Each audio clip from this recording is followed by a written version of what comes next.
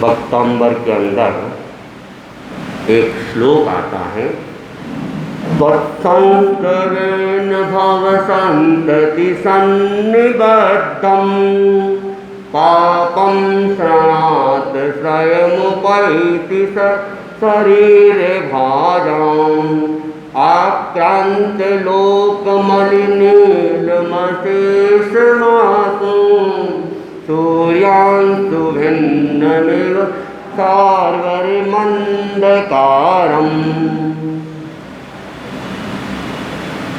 भक्तांबर के रचना का आचार्य मानतु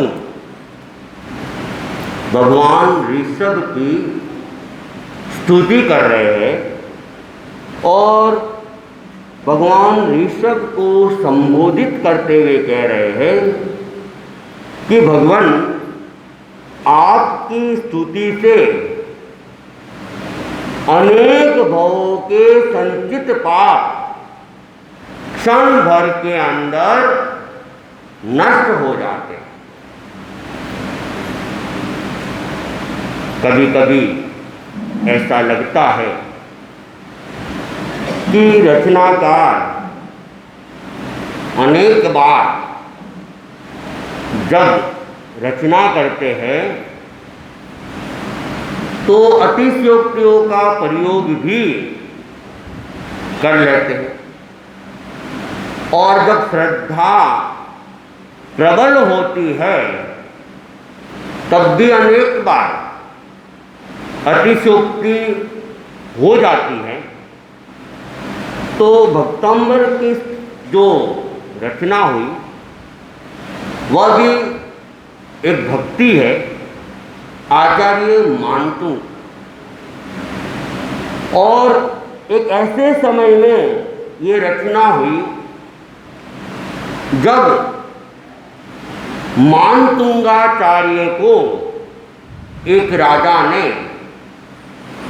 जेल के अंदर बंद कर दिया और कहते हैं कि 48 दरवाजों वाला वह जेल, लेकिन आचार्य मानतु संत थे, समता के साधक थे। प्रतिकूल परिस्थितियां आ जाती है तभी साधु की साधुता सामने आती है, संत की संतता सामने आती है। तो उन्होंने शांति के साथ जेल को भी स्वीकार कर लिया और सकारात्मक चिंतन के जो व्यक्ति होते हैं, जहाँ दृष्टि सम्यक होती है वहाँ हर परिस्थिति को अपने अनुकूल मान लिया जाता है। तो आचार्य मानतु ने कोई विरोध नहीं किया, आवेश में नहीं आए, कसायों के उफान में नहीं आए और वे उस जेल के अंदर ही भगवान की भक्ति में लग जाते हैं और भगवान ऋषभ की वे स्तुति करने लगते हैं और इतने तन्मय होकर स्तुति करने लगे कि कहा जाता है इधर तो श्लोकों की रचना हो रही थी, आंसू कवि थे, भक्ति भरे भाव से, उनका कोई लक्ष्य नहीं था कि ताले टूट जाए मैं बाहर निकल जाऊं। वे तो अपनी तल्लीनता के साथ भगवत भक्ति के अंदर लगे हुए थे। ताले टूटे ये तो उन्हें बाद में पता, तो वे अपनी भक्ति के अंदर श्लोकों की रचना कर रहे थे और ताले टूटते गए। तो उसी भक्ति के अंदर वे कह रहे हैं कि भगवान आपकी जो स्तुति करता है वो अनेक भवों के संचित पाप क्षण भर में नष्ट कर सकते। अब करोड़ों करोड़ों वर्षों के पाप हो सकते हैं, असंख्य वर्षों के पाप हो सकते हैं। प्रश्न होता है क्षण भर में नष्ट कैसे हो जाएंगे? ये भक्त की भक्ति पर निर्भर करता है कि उसकी भक्ति में तन्मयता और श्रद्धा कितनी है। अगर तन्मयता और श्रद्धा है तो अल्प समय की भक्ति भी चमत्कार दिखा सकती है, और तन्मयता नहीं है, श्रद्धा नहीं है, तो कहते हैं जीवन भर भी माला फेरता रहे लेकिन अल्प निद्रा से ज़्यादा कुछ नहीं मिलता है। तो जिस प्रकार ये संसार रात को घोर अंधकार से व्याप्त हो जाता है, पूरा जग अंधेरे से लीन हो जाता है। आजकल तो अंधेरे की अनुभूति वैसे कम हो गई है। पुराने ज़मानों में जब लाइटें नहीं होती थी, रोड लाइटें नहीं होती थी, तब पता चलता था कि अंधेरा कैसा होता है। आजकल तो घरों में भी लाइटें और बाहर रोड पे भी लाइटें। बहुत कम समय ऐसा होता है कि लाइटें गई हुई हो और अंधेरे की अनुभूति हो।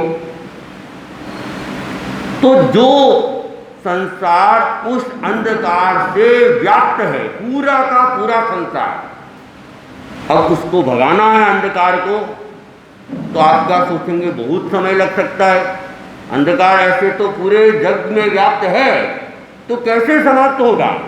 लेकिन आप लोग जानते हो कि सवेरे जैसे ही सूर्योदय होता है और अंधकार क्या है, भाग जाता है। घर के अंदर भी अंधेरा है, कमरा पूरा अंधेरे से व्याप्त है, और लाइट का एक स्विच दबाया और अंधकार भाग जाता है। केलवा की अंधेरी हो रही तो एकदम घोर अंधकार से आचार्य भिक्षु ने उस अंधेरी ओरी के अंदर चातुर्मास किया। कहते दिन के अंदर भी वहाँ अंधेरा था। बीच में शायद वो एक खिड़की खोल दी गई थी, फिर वापिस उसको बंद करवाया कि नहीं, इसके मूल स्वरूप को खत्म नहीं किया जाए। तो वो जो खिड़की का एक रास्ता निकाला था उसको वापिस दीवार वहाँ बना दी गई। तो जैसे सूर्य होता है वह अपने आने के साथ ही अंधकार अपने आप ही वहाँ से दूर हो जाता है।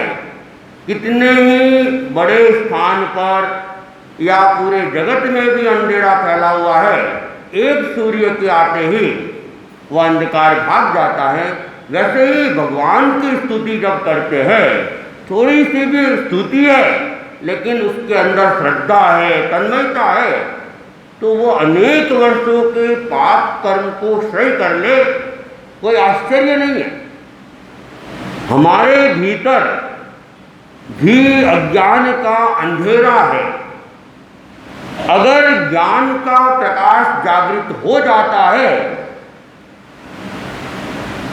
उसी समय अज्ञान का अंधेरा समाप्त हो जाएगा। कोई लंबा समय नहीं लगता है। और ये माने कि एक समय का छद्मस्त व्यक्ति जिसको केवल ज्ञान नहीं हुआ है, वो एक सीमित स्थान तक ही, सीमित दायरे में ही देख सकता है। लेकिन जैसे ही अगले क्षण केवल ज्ञान हुआ और वही व्यक्ति, वही केवल ज्ञानी संपूर्ण लोक को देखने में समर्थ हो जाता है। एक क्षण में इतना अंतर आ जाता है। जो एक क्षण तक कुछ ही चीज़ों को जानता था और अगले क्षण जैसे ही केवल ज्ञान हुआ, वर्तमान, अतीत और भविष्य तीनों कालों को जानने में समर्थ हो सकता है।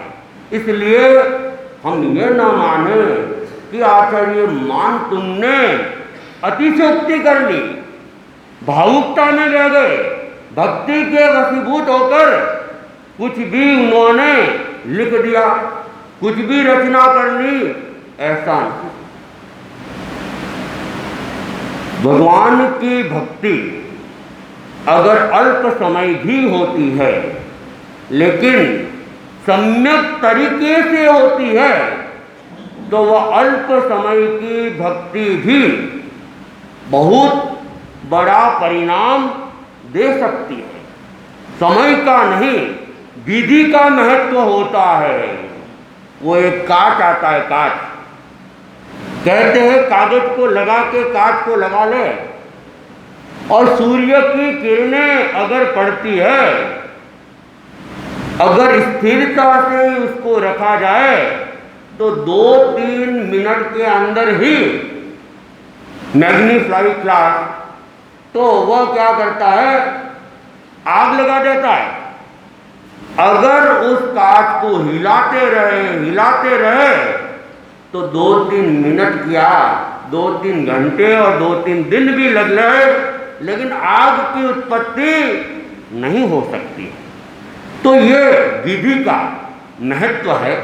तो आचार्य मानतुंग की स्तवना के अंदर भी यही कहा जा रहा है कि भगवान अगर आपकी स्तुति की जाती है, तन्मय होकर की जाती है, तो अनेक जन्मों के पाप खत्म हो सकते हैं। और जैसे ही सूर्य के आने से अंधकार खत्म हो जाता है, वैसे ही अनेक जन्मों के पाप वो नष्ट हो जाते हैं। तो जो ये अंधेरे की बात कही गई, अंधेरा क्या है? अंधेरा यही है कि वहाँ प्रकाश नहीं, प्रकाश के अभाव का नाम अंधेरा है। चाहे वो बाहर का हो, चाहे हमारे भीतर का हो। हम भी अभी अज्ञान दशा के अंदर जी रहे हैं।